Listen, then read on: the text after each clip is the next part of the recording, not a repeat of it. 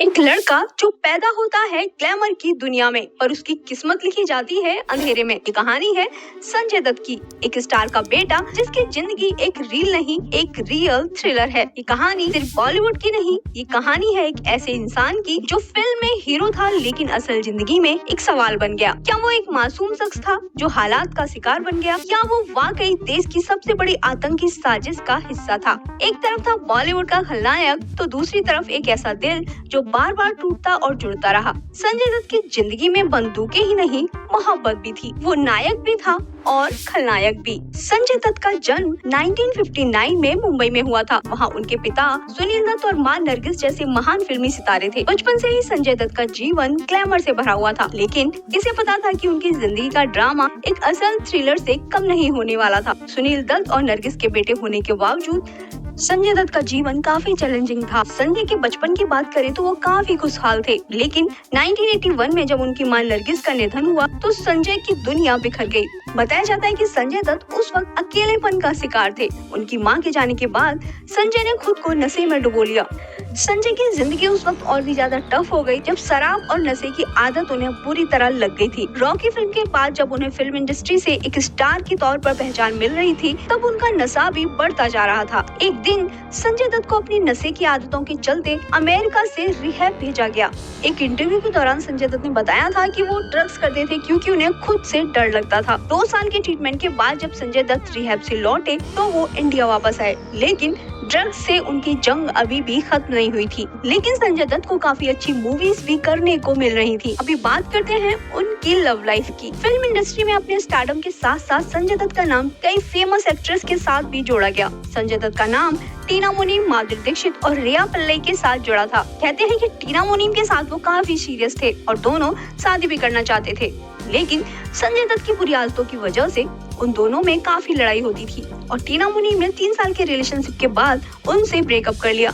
लेकिन माधुरी दीक्षित के साथ अफेयर ने काफी चर्चाएं बटोरी थी। उन दोनों ने फिल्म साजन और खलनायक में एक साथ काम किया था, लेकिन जैसे ही संजय दत्त का नाम बम धमाके के केस में आया, माधुरी ने संजय दत्त से दूरियां बना ली। ये संजय दत्त के जीवन का एक ऐसा मोड़ था जहां हर किसी ने उन्हें अकेला छोड़ दिया था। इसके बाद 1998 में संजय दत्त ने रिया पिल्लई से शादी कर ली। ये उनकी पहली शादी थी, लेकिन रिया पिल्लई के साथ भी वो लंबे समय तक नहीं रह सके। कुछ ही समय के बाद रिया पिल्लई को कैंसर की बीमारी हो गई थी और इसके चलते उन्हें अमेरिका में शिफ्ट होना पड़ा। वहाँ उनका इलाज चल रहा था। बताया जाता है कि संजय दत्त कभी कभी उनसे मिलने अमेरिका जाते थे, लेकिन आज के दिनों में उन्होंने अपनी वाइफ से मिलना तक बंद कर दिया था और अकेलेपन की वजह से रिया पिल्लई कैंसर जैसी बीमारी में सरवाइव नहीं कर पाई और इंडिया लौटने के कुछ ही समय के बाद वो एक्सपायर हो गई। इसके बाद उनकी बेटी अमेरिका में ही शिफ्ट हो गई। बताया जाता है अपनी बेटी के साथ भी उनके कुछ अच्छे संबंध नहीं हैं। उन्होंने अपनी बेटी को पूरी तरह से एक्सेप्ट नहीं किया है। इसके बाद 2008 में उन्होंने मान्यता से शादी कर ली।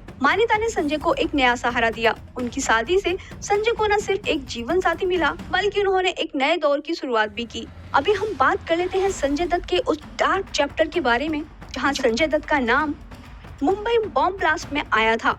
1993 में मुंबई बम धमाकों में जब संजय दत्त का नाम आया, उनकी इमेज को काफी धक्का लगा। लोगों ने उनसे किनारा करना शुरू कर दिया और किसी को इस बात पर भरोसा नहीं हुआ कि संजय दत्त ऐसा भी कर सकते हैं। सबके लिए काफी शॉकिंग था। जांच में ये सामने आया कि संजय दत्त के पास AK-56 राइफल थी और एक ऐसे हथियार थे जो डी कंपनी से जुड़े हुए थे। संजय दत्त ने कहा कि ये हथियार केवल उनकी सुरक्षा के लिए था, लेकिन सवाल ये था क्या यही सच है। इसके बाद संजय दत्त को टाडा के तहत गिरफ्तार कर लिया गया और फिर कोर्ट में ये केस चला। 1994 में संजय दत्त को पहली बार जेल में बंद किया गया। उनका ये सफर काफी कठिन था। कई सालों तक वो जेल में ही बंद रहे।